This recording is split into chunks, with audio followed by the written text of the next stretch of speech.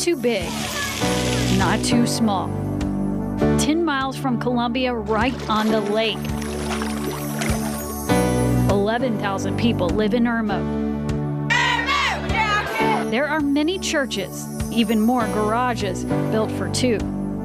Traditionally, District 5, Irmo, Chapin, Dutch Fork, they consider that to be the rich district. Most people who live here make between $30,000 and $100,000 a year, and the schools are amongst the top in the state. Jennifer Felkel is a social worker in those schools. If you look at our affluency, we do have a lot of affluent families, you know. But what we've noticed over the last couple of years is the trends in homelessness, and the face of homelessness has changed. Right now, in Lexington Richland School District 5, every single school has children who are homeless. It's not the student or the family, you know, downtown Columbia, a person on the street corner asking for money. These are families who are living and are, you know, are employers and had businesses, college graduates. Their families are just without income. As of the last 3 years, Felkel spends much of her time finding motel rooms for students, finding them cabs, and finding them food for the weekends. The parents are scared to tell the school staff that they don't have food in their pantry because of fear that they're going to be taken away. Felkel says while much of the homelessness is because of lost jobs, some of it is because of neglect.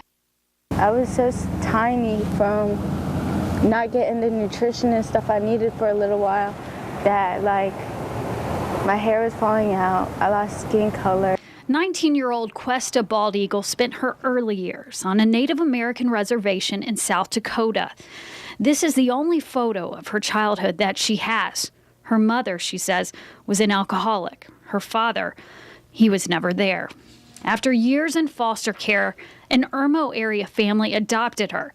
Then she says, at the end of her sophomore year, they told her to leave. Because I grew up when I was younger, in and out of foster care, like I couldn't do it again. So what'd you decide? To try it out on my own. Without a ride, she dropped out of school, and for a year, she stayed with friends whose parents would allow it and walked up and down Harbison Boulevard, favoring places like Denny's because they were always open. And I remember I used to go to the mall a lot. I used to have to steal clothes from the mall. Like, it's not stuff I'm proud of doing. She says she never tried a shelter. She says she really didn't know. Turns out there is one family shelter in Columbia. While that could have been an option had she tried, if she was a male, the family shelter would not have been. When we've ended up with a handful of teenagers here, things just get out of hand. And so there is a rule: no boys over 12, period. John Art says turning them away is one of the hardest parts of his job. He says he would love to accept more teens, but that would require more staff and more money. What does a teenage boy do who's homeless in the Midlands? There isn't a good answer to that question, unfortunately. There really isn't. There's nowhere for them to go. Not that I'm aware of. It seems for any teen on the streets, rejection is all around.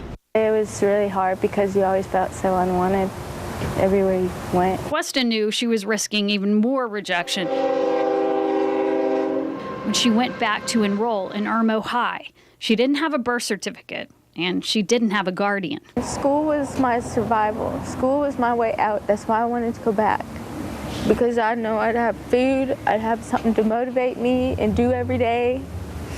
I have food, definitely food.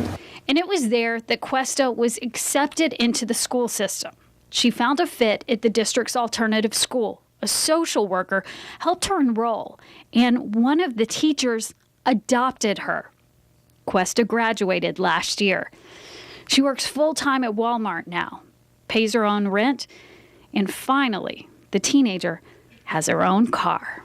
It's really hard to do that, but at the same time, like, I believe in myself and I have, like, support that I never had before. And that, she says, is what changes the course for her and for all the other local kids without homes.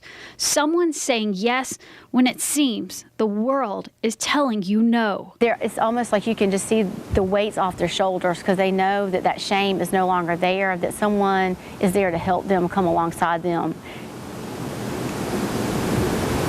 And that's what we all should be doing every day. And the first step, she says, is recognizing that the streets of Middle America